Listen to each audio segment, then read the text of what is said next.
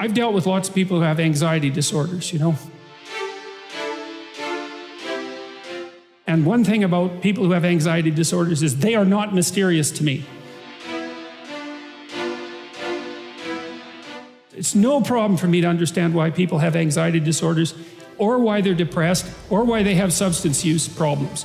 The mystery to me is always why people don't have all of those things at once, because everybody has a reason to be anxious. In fact, we have the ultimate reason to be anxious because we know that we're vulnerable and we know that we're going to die. And how you cannot be anxious under those circumstances is a great mystery. It's a massive mystery. And the same thing applies with regards to depression. And then the same thing applies to some degree with regards to drug and alcohol abuse. As I said last week, there's plenty of reasons to drown your consciousness in alcohol, that's for sure. We could refer to the aforementioned anxiety and depression, not least. And the sorts of drugs that people are prone to take are chemicals that take the affective edge off the tragedy of life. So back to the issue of fear.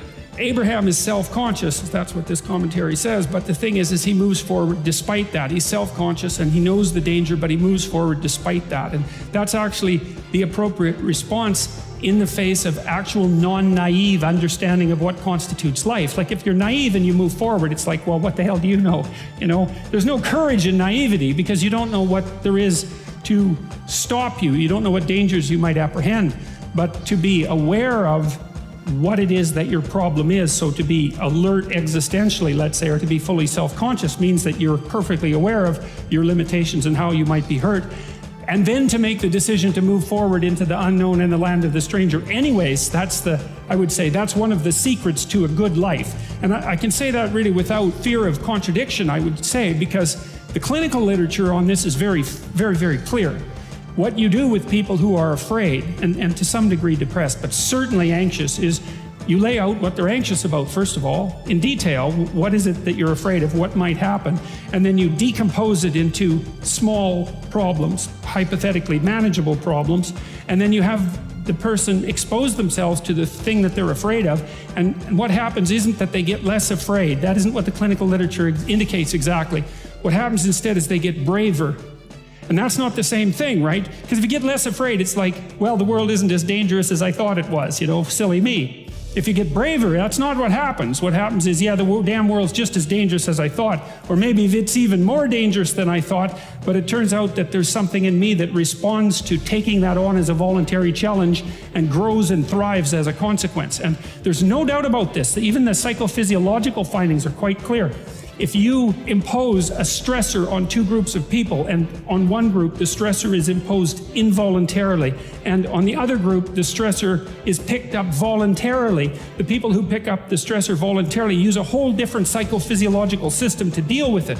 They use the system that's associated with approach and challenge, and not the system that's associated with defensive aggression and withdrawal.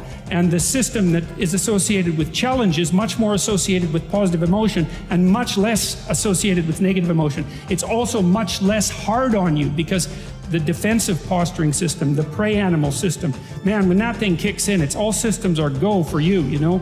The pedal's pushed down to the metal and the brakes are on. You're using future resources that you could be storing for future time right now in the present to ready yourself for emergency. So there's nothing simple or trivial at all about the idea of being called to move forthrightly forward into the strange and the unknown. And there's a real adventure that's associated with that, right? So that's an exciting thing, which is part of the reason why people travel. And then also to see yourself as the sort of creature that can do that, is willing to do that on a habitual basis, is also the right kind of tonic for, I hate this word, for your self-esteem.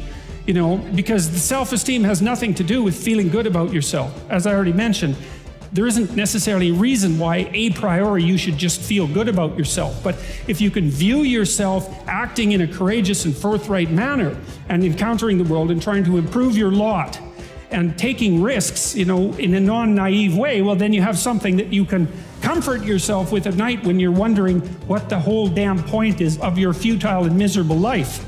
And that's necessary because it's often the case that you wake up at 4 in the morning, or at least sometimes the case that you wake up at 4 in the morning when things haven't been going that well and wonder just what the hell the point is of your futile and miserable life. You have to have something real to set against that. It can't be just rationalizations about how, you're a valuable person among others, even though that's true. That's not good enough.